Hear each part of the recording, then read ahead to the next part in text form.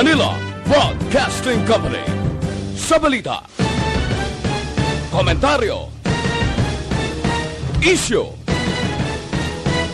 serbisyo publiko. Aksyon Radio! Sa Bacolod, Aksyon Radio! Aksyon Radio!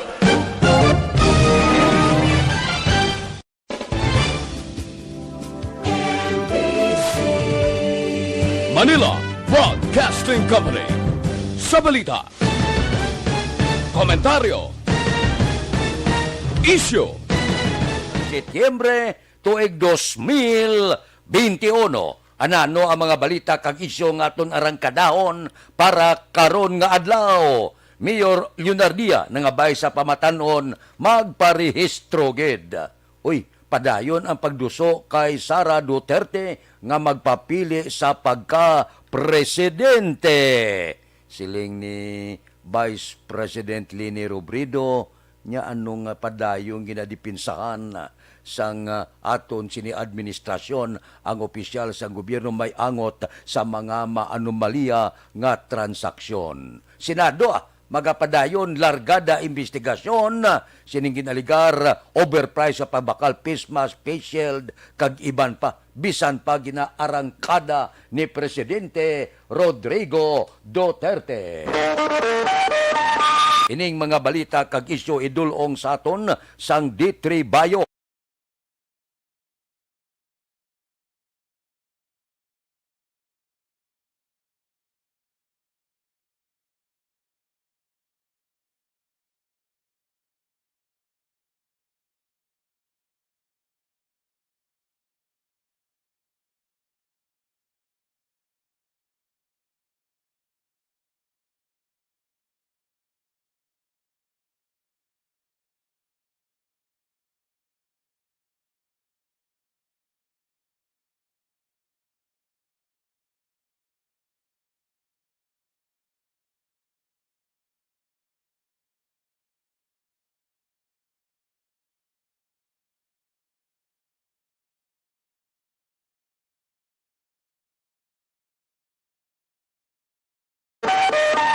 Aksyon Radio Philippine Standard Time, las 6:39 na.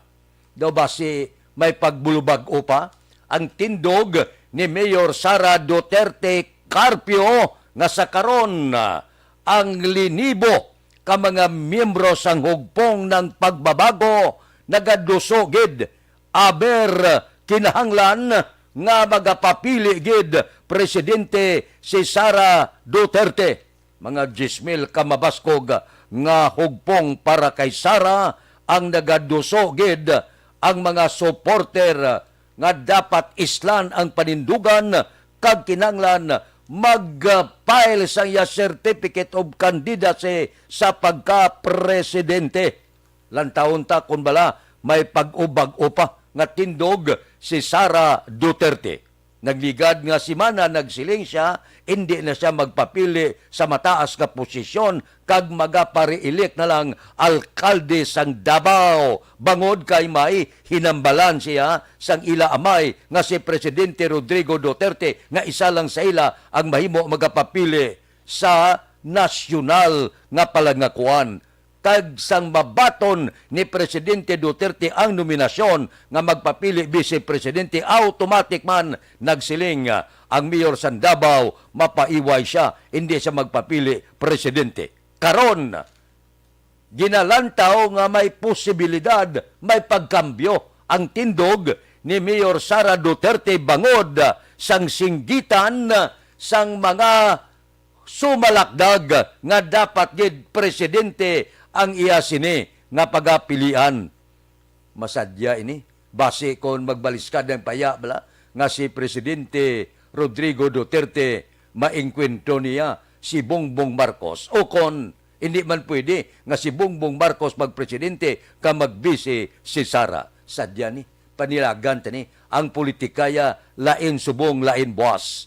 Kadamo na yan sa mga konbensyon nga giniwat nagligad nga nagsiling okay kung sino magdaog sa konbensyon, siya ang kandidato. Pagkatapos sa konbensyon, naghimo sila partido nga ila kag nag-inkwento. Si Ramos ang classic nga ihimplo sina. So ang politikaya, lain subong, lain buwas. Lantawon ta, kon bala, mapilitan si Sara Duterte nga tumanon ang singgitan sa mga miyembro sang hugpong kag mga sumalakdag nga ini siya. Dapat na magpapili presidente kag hindi mayor sa Davao City. Aksyon Radio Philippine Standard Time, las 6:42. Mabalik kami pagkatapos ini.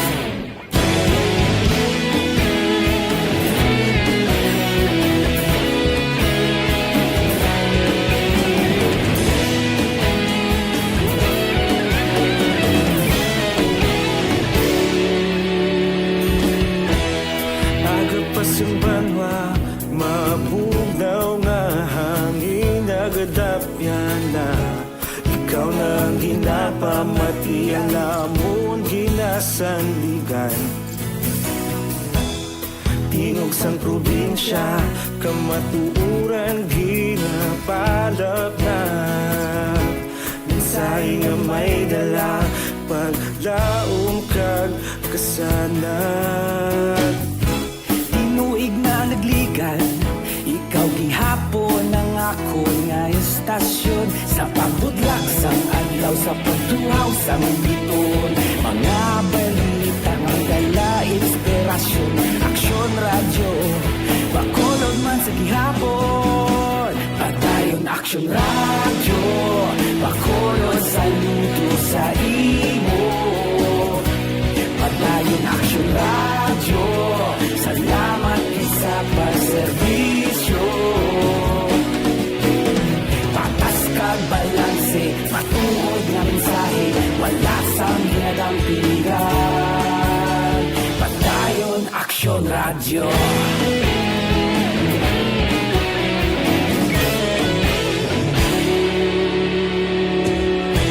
pagkolon nun kag negro sanon inyong pamatian Stasyon nga nagapalaplag sang kamatuuran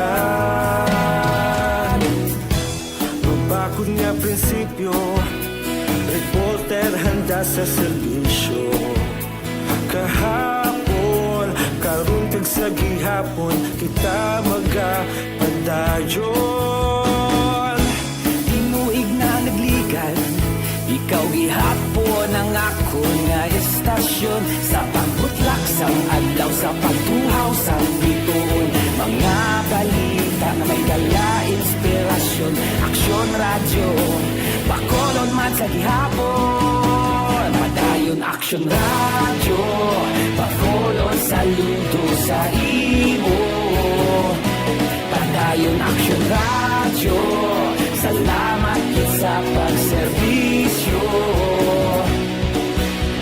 Patas kag balanse Matuod na mensahe Wala sang ginadampigan Padayon aksyon radyo Una sa balita, una sa aksyon, sa Bacolod Aksyon Radio.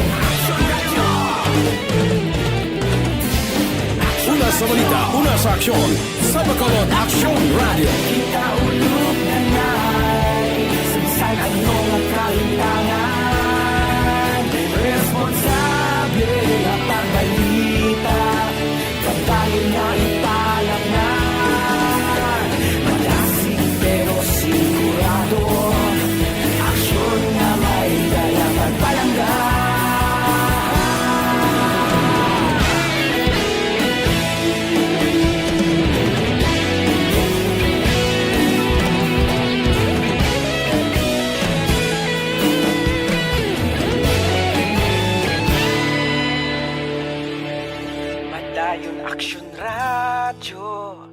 Bacolod saludo sa imo. Padayon Action Radio, salamat gid sa pagserbisyo. Padayon Action Radio, Bacolod saludo sa imo. Padayon Action Radio, salamat gid sa pagserbisyo. Patas kag balanse, patuod ng mensahe, wala sang ginadampigan. Padayon Action Radio.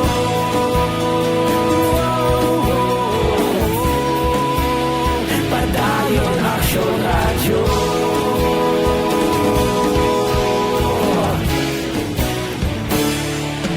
Kaya siyo idulong sa aton sang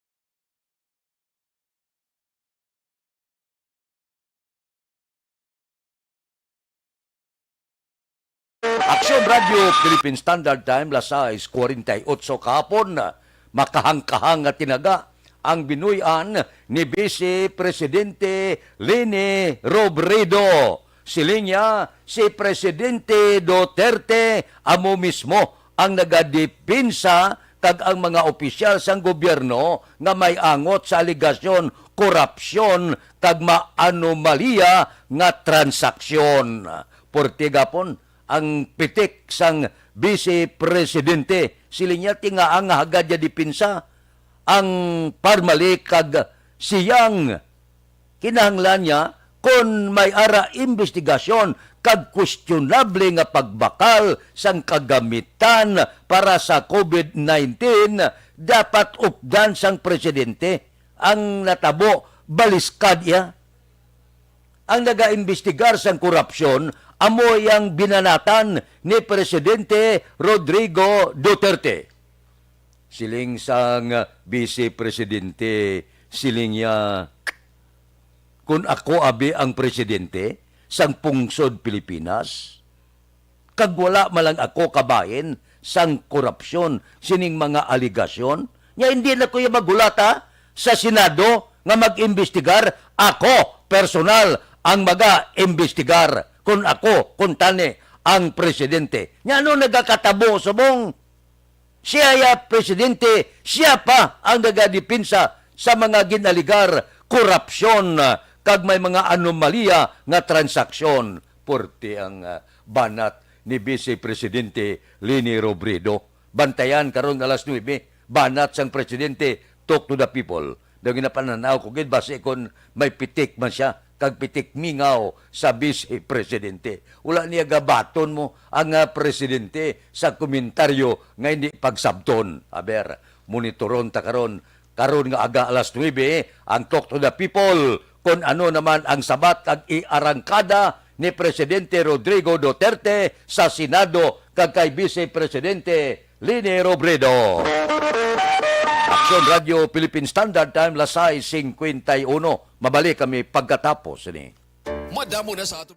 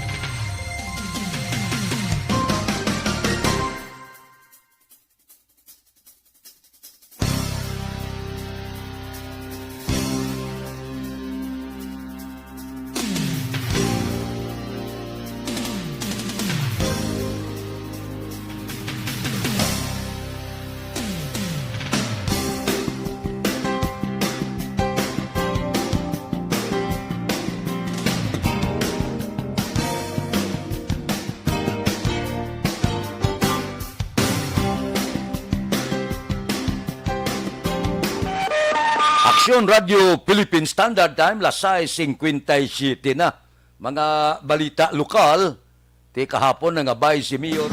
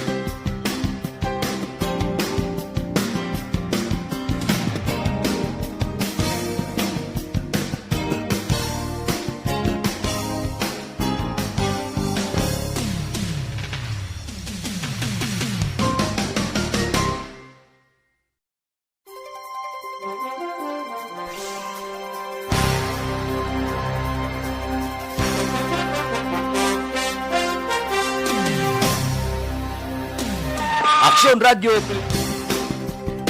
29, may ara pa tani isyo, galing ang oras hindi gin magtugot. Mabalik ako pagkatapos ini.